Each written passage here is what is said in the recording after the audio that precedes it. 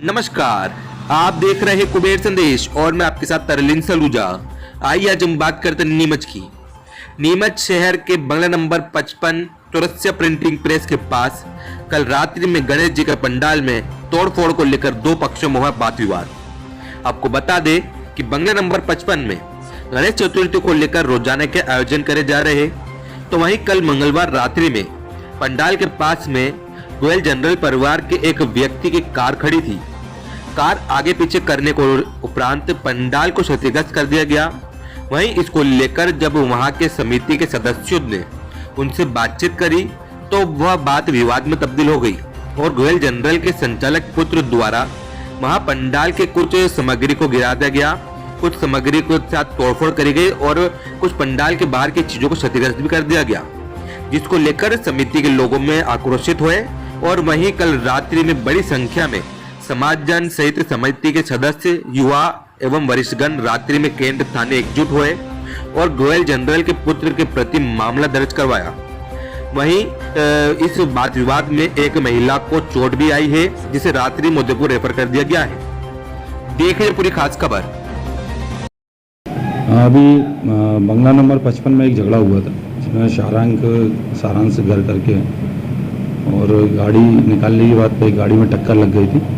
उस पर से विवाद हुआ और सारांश घर और उसके साथ भी 2, 3, 4, 5 लोगों ने सामने प्रजापति उनके साथ मारपीट की थी।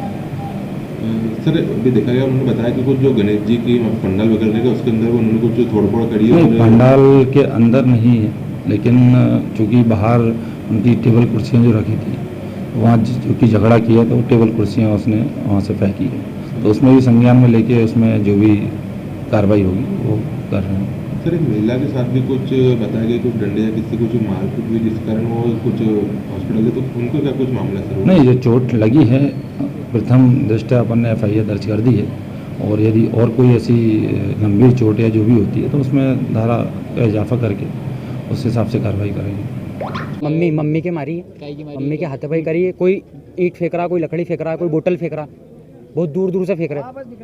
पांडाल वगैरह में कुछ पांडाल में सारंश गोयल आया, हार्दिक गोयल आया। हमने 5 किलो खिचड़ी बनवाई थी, पूरा खिचड़ी के महाप्रसादी पूरी नीचे गिरा दी। उसके बाद 2 टेबल है उनको भी नीचे गिरा दिया, पर्दे खींच दिए, मूर्ति गिराने जा ही रहे थे, जितने सब मोहल्ले वालों ने पकड़ लिया। ये आज की स्थिति थी, विवाद था। अभी आप यहाँ रिपोर्ट वगैरह लिखवाना है? हाँ, हमने रिपोर्ट वगैरह लिखवा दी और भर्ती है मम्मी भर्ती है अस्पताल में। देवनारायण प्रजापति। अभी किस प्रकार का वाद विवाद हुआ और अभी आप लोग खाने क्या कुछ पूरा मामला है? आपको हम सबको ध्यान है कि हम सब हिंदुओं के और अभी गजानन गणपति महाराज का एक उत्सव चल रहा है। गली गली मोहल्ले मोहल्ले में सब समाज और सब महिलाएं, बच्चे, पुरुष, एक उत्सव का वातावरण है और हम सब सबकी मंगल कामना के लिए गणेश जी की पूजा आराधना करते हैं।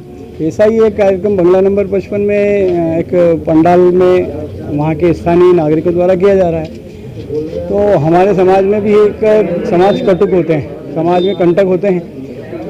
कहीं कहीं असुरी प्रवृत्तियाँ हम ही में लोगों में से जागृत होती हैं। कुछ लोग अपना सब समर्पण तन मन धन से उस भगवान की सेवा में एक अच्छा वातावरण बनाने के सांस्कृतिक कार्यक्रम, बच्चों को संस्कार देने के कार्यक्रम, ऐसा कार्यक्रम चल रहा है।